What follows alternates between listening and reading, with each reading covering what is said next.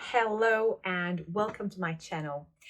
So if we haven't met before, my name is Anita Horry. I am founder and creator of Anita Horry Academy, a Pilates Teacher Training academy and a business coach and mentor for all those Pilates instructors and studio owners who want to create a successful business without overwhelm, without burning out, and without fear and stresses.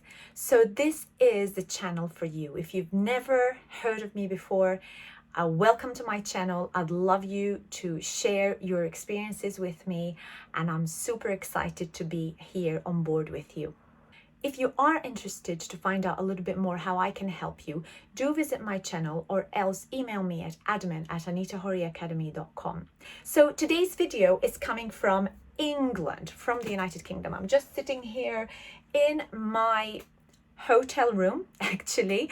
I'm visiting the UK for a few days for a personal ceremony for my son. And I'm in a little village, well, actually it's a town called Truro in Cornwall.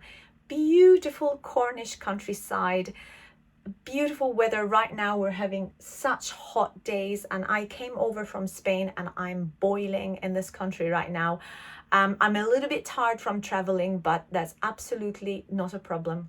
And it's super different to the way I know Cornwall. I've visited Cornwall many times, and I must admit, it is absolutely gorgeous when the sun is out. So today's topic is going to be short and sweet, and it's all about some basic planning tips that you need to be making for your own Pilates or wellness business. Let's jump straight in. So the first tip here is to build on success. What am I trying to say? I always look at the previous activities that I've done in my business, whatever has worked for me before, and I think I really want to build on whatever has been positively impacting my life, my business, my relationship with my clients. It doesn't necessarily mean something that's giving me lots and lots of income, lots and lots of money, because it's not always about the income, right?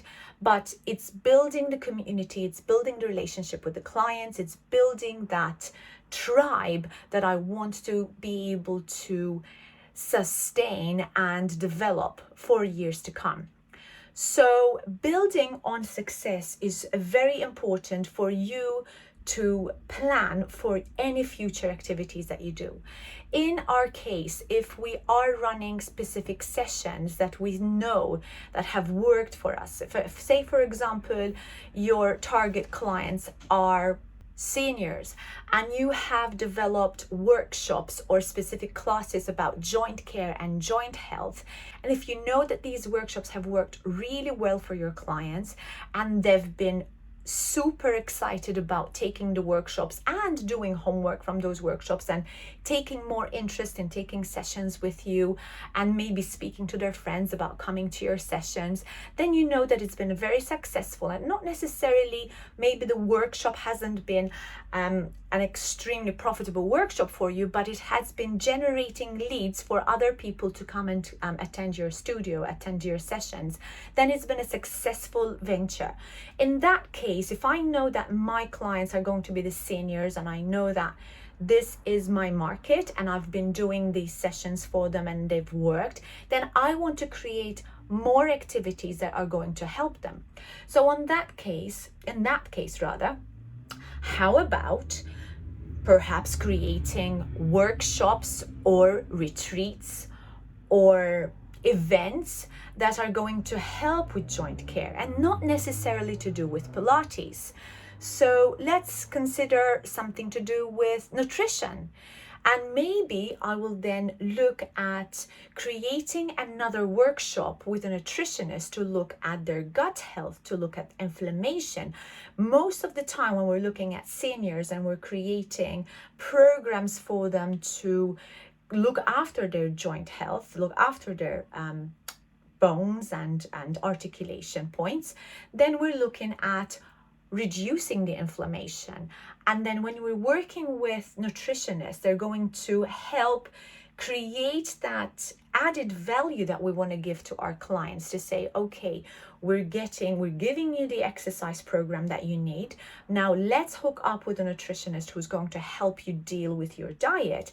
And how about perhaps you look at hooking up or integrating a workshop with a physiotherapist or with an osteopath who will be able to give them that extra added support if they feel any pain, occasional pain, and it's going to integrate that whole big value package for the client.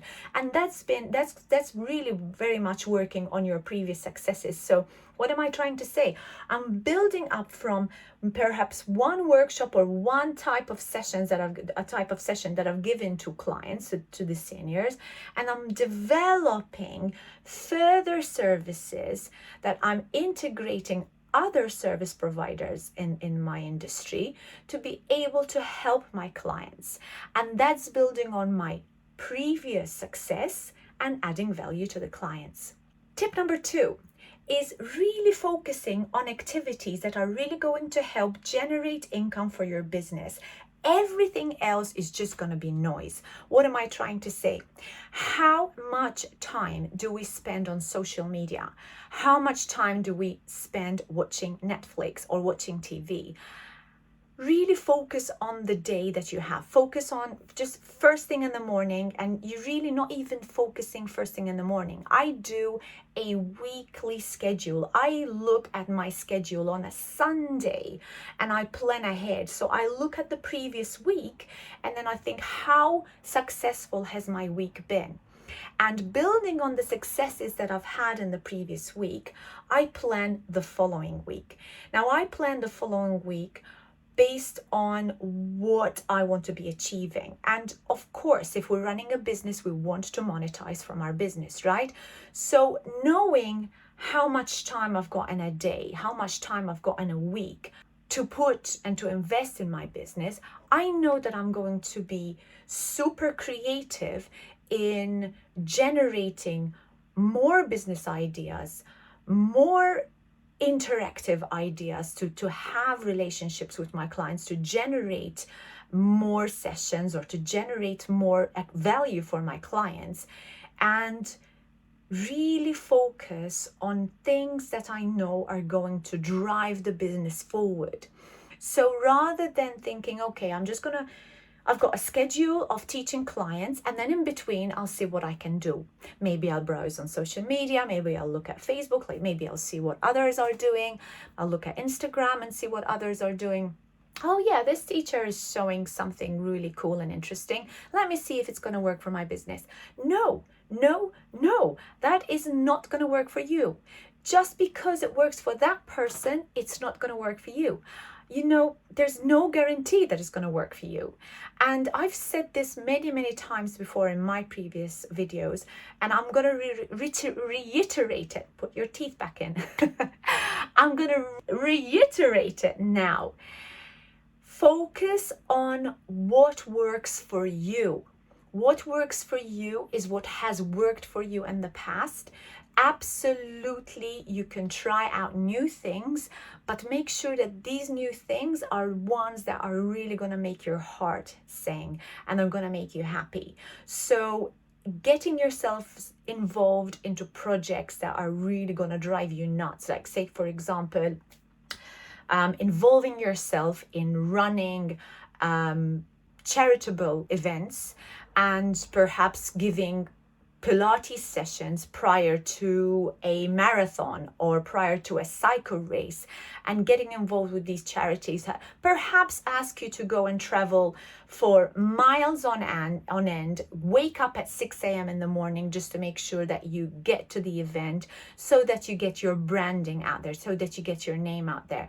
And you are getting frustrated and you're driving yourself nuts because you think, I'm doing this for my brand, I'm doing this to grow my business, and it's just not what I want to be doing. And no, stop that straight away, because it's not going to work for you. Just because it has worked for somebody else, it doesn't mean that it's going to work for you.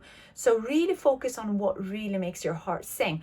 Maybe instead of doing that and having to travel to these activities and presenting yourself there and showing up for these marathons or to these cycle races and giving these sessions to the participants free of charge, as it's a charitable activity.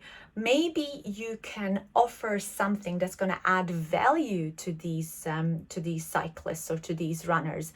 Maybe you can offer a package that specifically works for runners or for cyclists. So yeah, you can show up at the event, you can be the cheerleader for these guys, but you could also support the organization who's hosting the event, and then suggesting and promoting your business as showing that you want to specifically focus on sessions that are going to improve the runner's techniques, or it's going to improve the cyclist performance.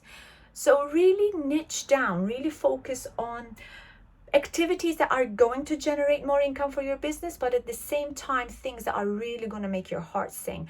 And just dump and ditch everything else, because it's just noise and you don't want extra noise in the background. You are just wasting your time with it. And step number 3, which is the final thing, it is literally just about coaching yourself. Now, I've already discussed about how I look at the previous week and look at what successes I've had in the previous week. And then I'll also look at perhaps things that I needed to change from the previous week. How can I improve myself to make sure that I have an even better week this time? And that's essentially coaching myself.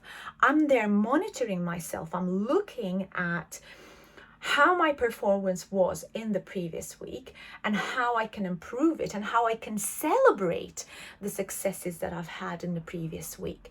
Now, if you're not capable of doing this, or if you think that you're just not disciplined enough to do this, or you feel that it's overwhelming for you to even think about coaching yourself, there's lots of things you can do. You can even just think about just following podcasts or watching YouTube videos as you're doing now, or get yourself subscribed to a mastermind program, or even working with a private coach. And this is what I do best. I work exceptionally well with giving one-to-one coaching to individuals who are like I was many years ago when I started my Pilates business, very passionate and very driven about building their Pilates business, but yet feeling perhaps a little bit overwhelmed with the processes, or feeling that they don't have the relevant confidence or the amount of self-confidence that they need to really give their businesses a push. And sometimes that's all you need. And really focusing on helping yourself and focusing on building and coaching yourself, and maybe looking for support from a business coach or a mentor, is really just going to be that one little thing that's just going to pivot your business to yet another completely different level, a level that perhaps has only existed in your dreams. So these are the 3 quick tips for you to really build yourself an exceptionally amazing Pilates business. And they are just planning tips. They are just basic planning tips for you to take charge of your day and your week and your months and your years, and to have that successful Pilates business life. If you were excited about this video, please hit the like and subscribe, and don't forget to ring the bell so that you get notified every time I upload a video online. And if you are interested to work with me, you're very welcome to email admin@anitahorryacademy.com. And finally, if you think you know anyone that might benefit from watching this video, do share it with your friends. Share it with anyone you know. As you know, sharing is absolutely caring. Until next time, goodbye.